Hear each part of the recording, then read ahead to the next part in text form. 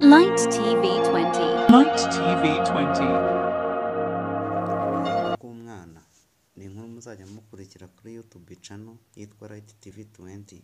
Iki ni igice cya mbere tugiye gutangira.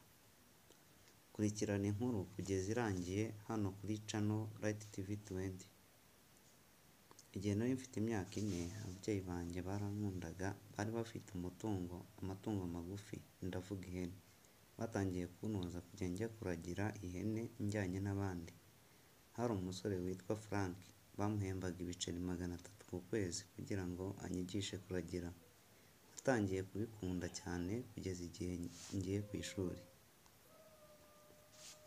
Ababyeyi banjye ari papa na mama bakundaga gushwana hato na hato kubera ko papa yakundaga kunywa inzoga akaza yasinze. Igihe cyose yazaga yasinze ugasanga ndyamye, yarambyutsaga akankubita, yarangiza akantuma amakayi ngo anyigishe, nyamara atararangije na garidiyene cyangwa se na sare.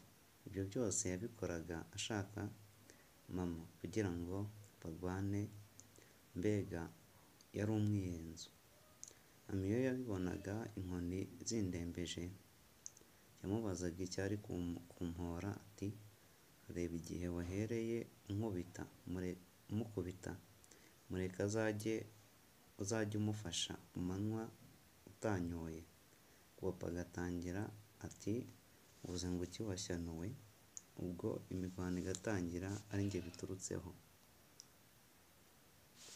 Ari njye na mama twararaga hanze, bwacya ntumenye icyabaye. Kora subscribe niba utarayikora, unakore like na share niba yagushimishije. Byaba byiza unambwiye muri comment uko urimo ubona iyi nkuru.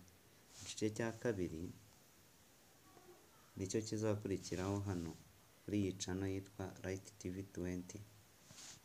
Ntuzacikwe, kora subscribe, ukore no kuri notification ujye ubona video buri uko nya uploadinzeho.